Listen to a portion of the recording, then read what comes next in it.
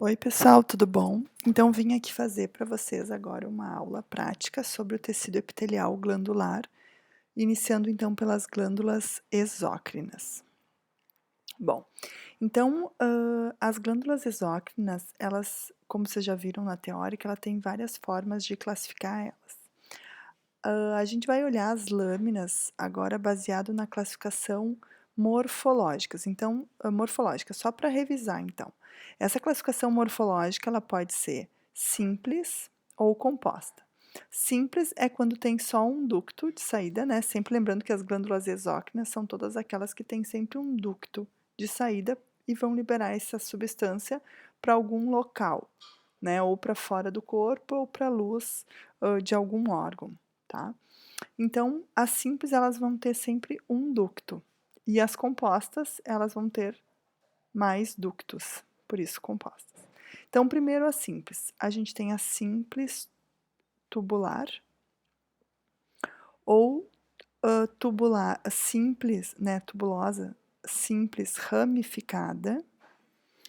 A tubular enovelada, então ela é compridinha, ela vem e faz uma voltinha, parece um novelinho de lã. Ou a acinosa simples ramificada. Então, o termo acinosa também pode ser chamado de alveolar, então simples alveolar ramificada. E daí dentro das compostas temos composta tubular, composta acinar ou composta túbulo-acinar. Então ela tem uma porção acinar, que é a parte mais arredondada, e uma porção tubular na mesma glândula.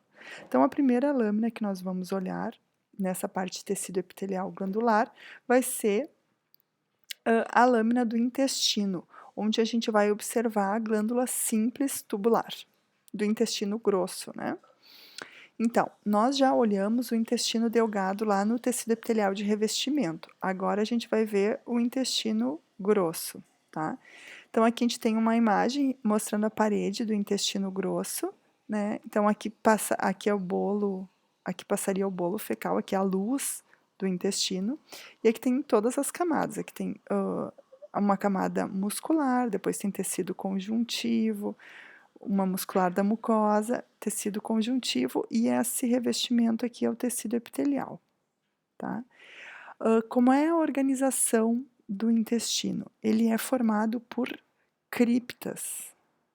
Isso aqui são as criptas intestinais, ou glândulas de Lieberkühn, que são glândulas do tipo simples tubular, tá? Vamos lá no Histology Guide, vamos lá no Histology Guide para ver essas estruturas. Então, lá no Histology Guide, vamos entrar no Slide Box. Depois, vamos lá embaixo no trato gastrointestinal. E daí tem que descer bastante. Lá embaixo, no intestino grosso, ó, large intestine. Vamos olhar essa lâmina aqui. Tá. Daí aqui, o que a gente consegue visualizar? A gente observa as camadas, né, de músculo, tecido conjuntivo, e aqui a gente consegue, aqui é o tecido epitelial,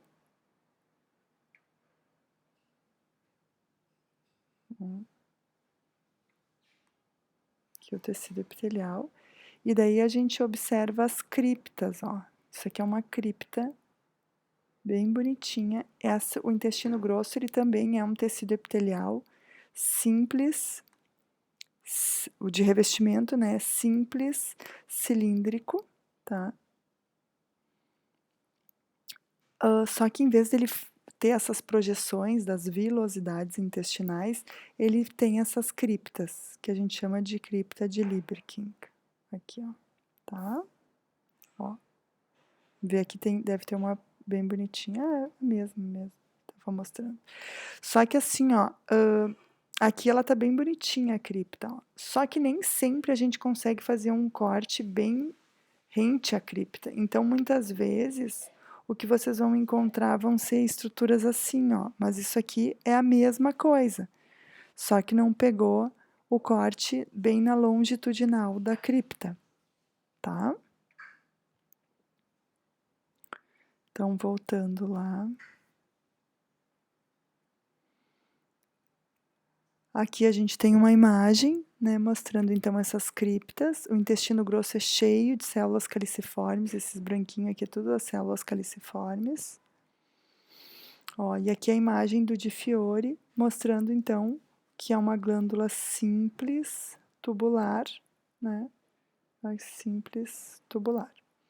Tá, pessoal? Era isso então, sobre a lâmina do intestino.